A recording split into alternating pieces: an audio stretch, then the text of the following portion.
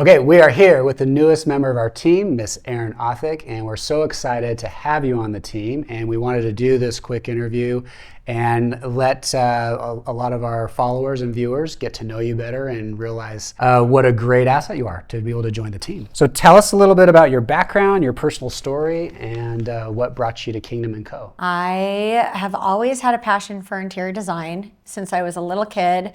I started with this Victorian dollhouse that on the weekends when I'd visit my dad, we would go to the hobby store and get flooring and electrical lights and wall covering, and we'd sit together and do it. I don't know why my dad had this idea to do this with me, but we always did that and I loved it. It kind of stayed with me my whole life, and when I went to college, I thought I was going to do business. I wanted to do international business, started taking classes. Once I took the Japanese class, I decided international business was not for me, and I went back to my roots of wanting to do interior design. But my parents decided that I should finish my business degree because you can't go wrong in life having a business degree, and that they'd be happy to support me in any way if I wanted to continue interior design, which I did. I interned a summer while I was in college still, and then after graduating, I enrolled in a trade school, an interior design trade school here in Vegas, and the woman that I had interned for the year before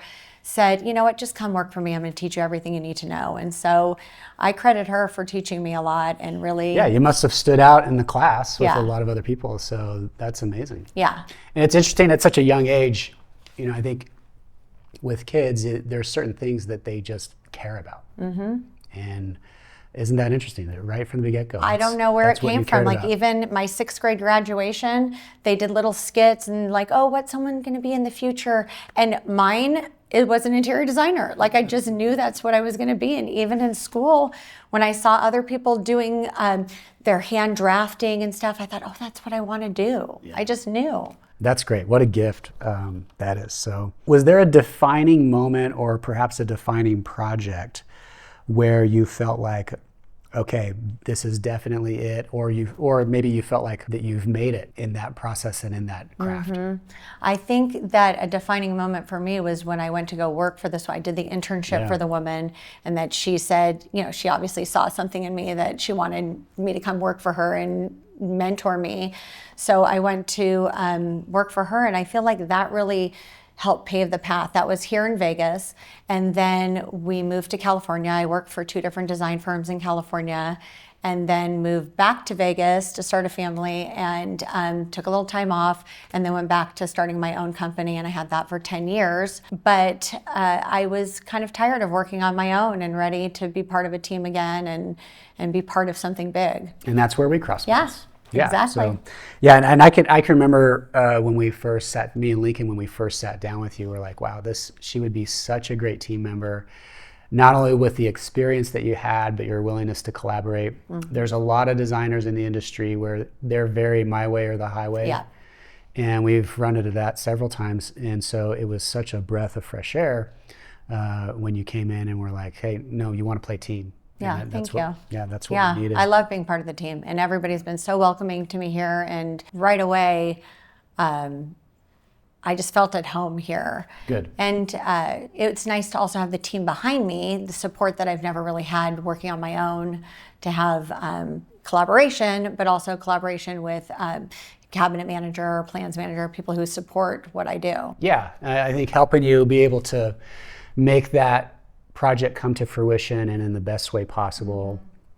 And then having the production side of it, whether it's Ethan and his team looking over and, hey, here's a better way we can do that. And here's, there's so much value engineering that goes into that. So when you approach a project, Erin, tell me a little bit about your process, how you approach it, and how you like to get a project off to a good start. First and foremost, I like to create a relationship with a client, because I need to know who they are and what they like and how we can work together.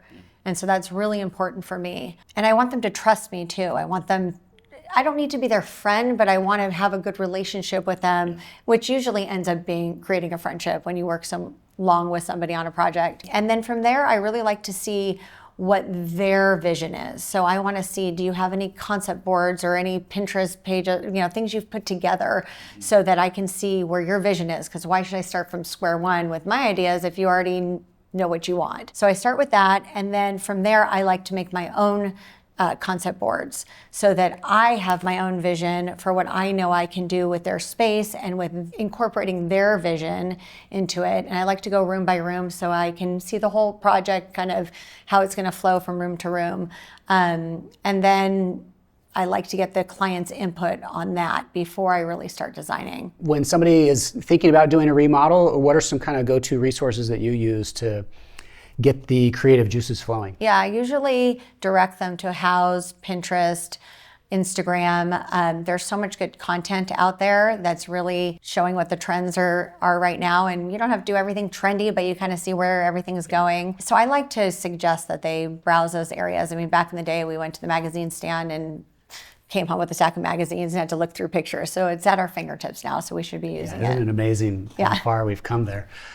Do you feel now in the era of AI that you kind of have to give people a disclaimer, like not everything that you see is possible?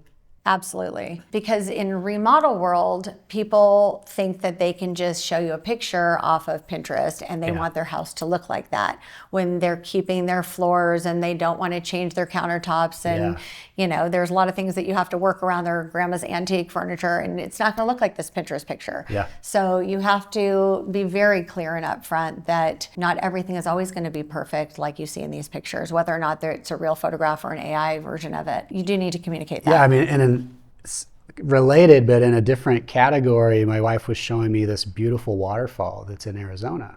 And, you know, Havasupai got these beautiful waterfalls, right? But this was not a waterfall that existed in, it was completely fabricated out of AI, had all the right tones and stuff to make it look like it was on that hike. I've seen stuff like that, and that stuff happens in the design and construction world too, where there'll be something that AI can generate that looks so amazing, but it's, for most issues, completely unobtainable in a lot of ways. So you got to be careful out there and not get your hopes and your standards so high that they're unachievable. Right. Is there anything that Kingdom & Co. does exceptionally well or particularly better than other firms that you've been with? Yes, definitely.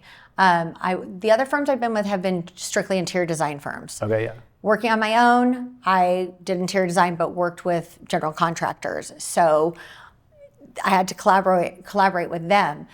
What I like about Kingdom & Co. is that it's like one-stop shopping. So somebody can come here and they can have a designer help them hold their hand and pick all of their stuff all the way through until it gets handed over to construction, and then construction can take over and everything is encompassed in one place where they don't have to worry, does one person know what the other person's doing?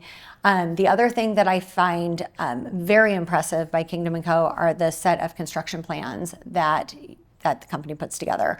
The collaboration, again, between the designers and the plans manager, cabinets manager, construction team, I don't know who else gets their hands on them. Very comprehensive, should leave little room for error in the field.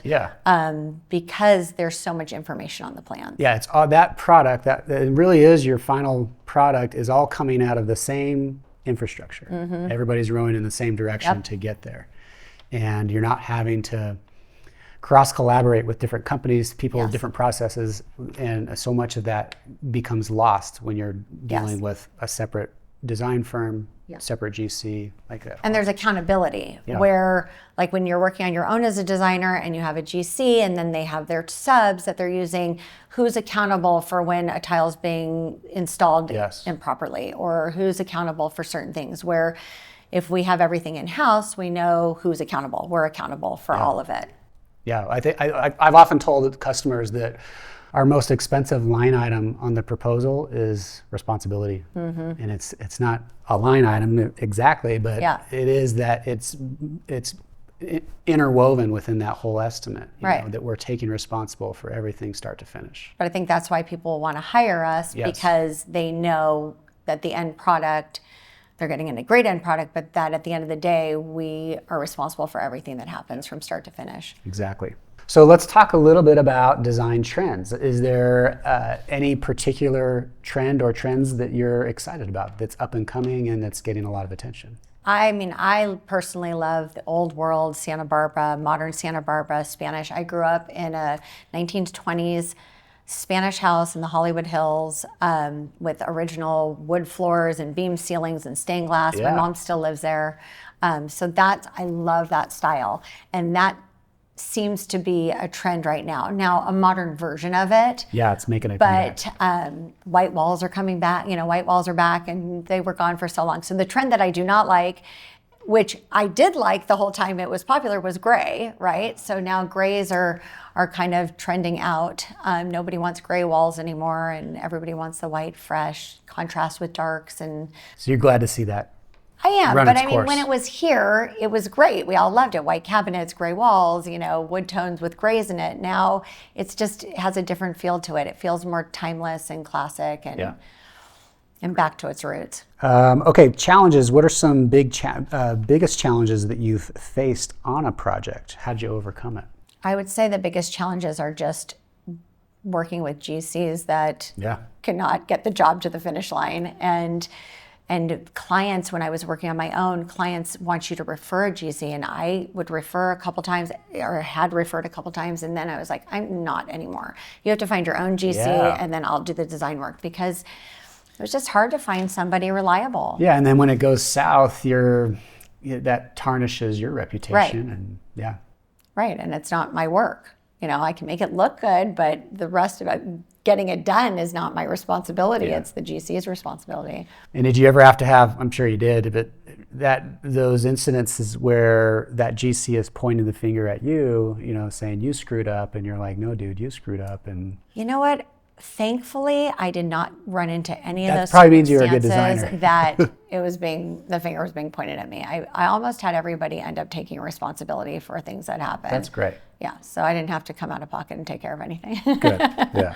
What's the difference between an LA design path and a Las Vegas design path? Is there any nuance to it? Yeah, I think because Las Vegas is a relatively new city, and most of the homes here were built like 1950s and moving forward. So they're not that old, and they were no character. They were just cookie cutter homes, right? They're A lot tract of production homes. builds, yes. Yep, production builds. So there's a challenge in creating character in homes that have no character on the envelope, right? Yeah. So that is a challenge. And then also it creates a challenge. The challenge that creates a market for us is the remodel industry, right? Because all of these houses now need to be redone because nobody wants what was there. So there's a lot of dated homes in Las Vegas that need help. And how would you add character to a characterless production home? I think through finishes and elements that you can bring in, like lighting, and maybe you're adding archways to, they may have had steps or pot shelves or shelves, a ugly lot, yeah. stuff. Yeah. So now we can clean up the production house stuff and maybe add, I would say, like built-ins and things and beams, even if they're faux beams or hardwood floors or vinyl floors, the LVP, or, but elements that feel more natural and more organic to an original house. I think a big one for me that I've seen is just the larger openings with windows and doors. Mm-hmm. And then particularly you've got to blend in the landscape with that Yep. indoor-outdoor feel. Yeah. But when you can get the outside and the inside to harmonize, for me, that's what really And that's really sends popular it right next level. now. Yeah. Bringing the indoors, Because outdoors in. Yeah, because obviously doing it, you can do a great job on the inside and not do it on the outside, and it just doesn't blend. It doesn't have that holistic feel. And quite the opposite. I've been in some homes that are really outdated and then just have this killer yard, and you really want those things to talk to each other. Yeah. Okay, let's do some rapid fire questions. What's your favorite color palette right now? Neutrals. If you could design for any celebrity, who would it be? Any celebrity. Matthew McConaughey. Matthew McConaughey. Right? who wouldn't want to work for Matthew McConaughey? Yeah, I do like him. Describe your dream project in 3 words. Modern Santa Barbara. tell us a fun fact, something surprising about you that most people would not guess. Fun fact was that I grew up in the Hollywood Hills underneath the Hollywood sign. My mom still lives in the house that I grew up in, and my entire family, minus me, including my husband and my daughter who is studying it, are all in the entertainment business. Okay, what's your vision for the future? Looking ahead, what do you hope to achieve with Kingdom & Co.? And what are you most looking forward to in the new year? I am looking forward to continuing to grow as a designer here within Kingdom & Co. and be part of the team. I'm continuing to learn things that I wasn't doing, as well as being able to teach some of the designer stuff that they don't know. I'm excited to bring furniture design. Yes, that's what I'm excited about too. Yeah, bring it to Kingdom & Co. so you can offer that service to your clients. So you're really a one-stop shop from beginning to end. I'm also really excited about the new home division. Yes. Building division, which I personally love to do because then you get to work floor plans all the way to the end and see your whole vision come to life. I love that. Yeah, Erin's been giving us a master class, teaching us about furniture, sourcing it, and that's something that we just haven't, we've always kind of left off the menu. Nobody really, and within our circle, knew much about it. So that's also something we really appreciated by you bringing to the team. What advice would you give to someone who's just starting their design career? I would say definitely to get hands-on experience. Get in the field somehow, get an internship, see how it all works.